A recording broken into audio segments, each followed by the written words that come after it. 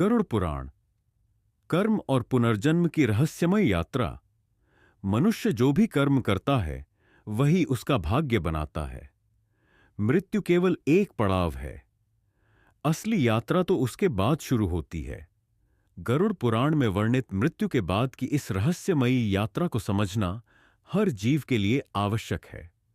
आज हम आपको सुनाने जा रहे हैं मृत्यु के बाद आत्मा की पूरी यात्रा और कर्मों के अनुसार अगला जन्म मिलने की प्रक्रिया। भाग 1 की मृत्यु और आत्मा की पहली यात्रा। एक समय की बात है, एक धर्मपरायण राजा अमर सिंह अपने राजधर्म और भक्ति के लिए प्रसिद्ध था। परंतु हर व्यक्ति को एक दिन इस संसार को छोड़कर जाना पड़ता है। एक दिन जब अमर सिंह की मृत्यु हुई तो उनकी आत्मा ने अपने शरीर को छोड़ दिया। जैसे ही आत्मा शरीर से अलग हुई, उसे अचानक एक प्रकाश दिखाई दिया, लेकिन अगले ही पल एक अदृश्य शक्ति उसे अपनी ओर खींचने लगी। अमर सिंह की आत्मा भयभीत थी, क्योंकि उसने सुना था कि मृत्यु के बाद आत्मा को यमलोक जाना पड़ता है। तभी दो दिव्यदूत प्रकट हुए, एक तेजस्वी, दूसरा भयानक। तेजस्वी दूत ने कहा, हे आत्मा, तुमने जीवन में पुण्य भी किए हैं और पाप भी। अब तुम्हें अपने कर्मों का लेखा जोखा देखने के लिए यमराज के पास चलना होगा। अचानक अमर सिंह की आत्मा को एक सुरंग दिखाई दी। यह कोई साधारण सुरंग नहीं थी, बल्कि यह आत्माओं के पारगमन का मार्ग था।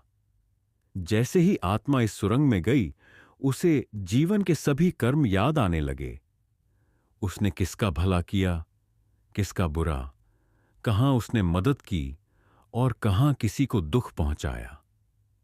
कुछ ही पलों में वह एक विशाल द्वार के सामने थी। यह था यमलोक का द्वार। द्वार के प्रहरी ने गर्जना करते हुए कहा, कौन हो तुम, अपना परिचय दो। आत्मा कांप उठी। तभी दिव्य दूतों ने कहा, यह अमर सिंह की आत्मा है, इसे यमराज के समक्ष उपस्थित करना है। अब आत्मा को चित्रगुप्त के दरबार में ले जाया गया। वहां चित्रगुप्त ने अपने विशाल ग्रंथ को खोला और कहा, हे अमर सिंह, तुम्हारे जीवन का हर क्षण यहां लिखा गया है। तुम्हारे कर्मों के अनुसार तय होगा कि तुम्हें स्वर्ग मिलेगा या नर्क, या फिर तुम्हारा पुनर्जन्म किस योनि में होगा। बदो यमलोक का न्याय और अगला जन्म। चित्रगुप्त ने अमर सिंह की आत्मा को बुलाकर कहा, तुम्हारे जीवन में पुण्य और पाप दोनों थे, लेकिन तुम्हारी कुछ भूलों के कारण तुम्हें स्वर्ग नहीं मिल सकता। तुम्हें फिर से जन्म लेना होगा। आत्मा घबराई, मुझे किस योनि में जन्म मिलेगा? चित्रगुप्त बोले, यह तुम्हारे कर्मों पर निर्भर करता है।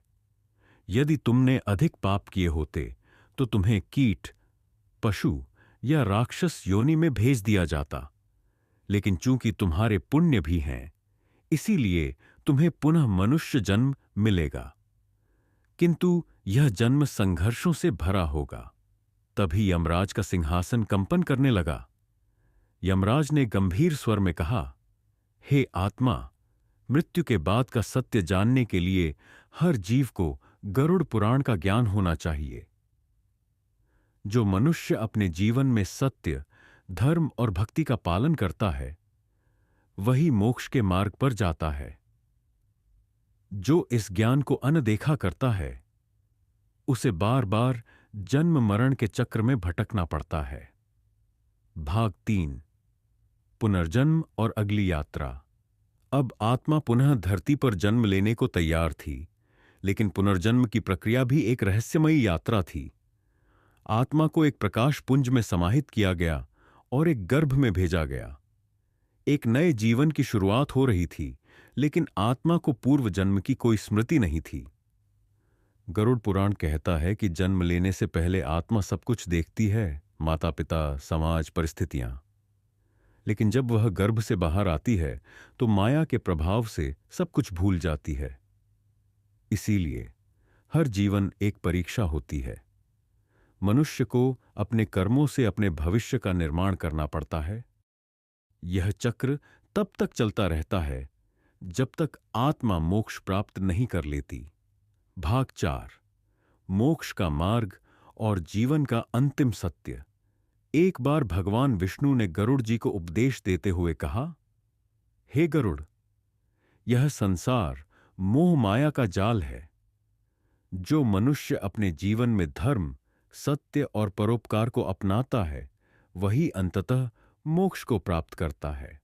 परंतु जो पाप और अधर्म के मार्ग पर चलता है, उसे अनेकों जन्मों तक इस संसार में भटकना पड़ता है।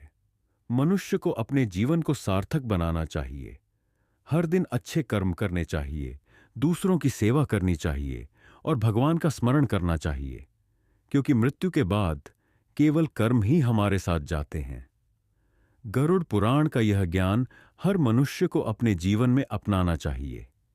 यदि आपको यह वीडियो ज्ञानवर्धक लगा हो तो इसे लाइक करें, अपने मित्रों और परिवार के साथ शेयर करें और हमारे चैनल को सब्सक्राइब करें, ताकि हम आपको ऐसे ही अद्भुत और रहस्यमयी ज्ञान से अवगत कराते रहें। जय श्री हरि, जय महादेव।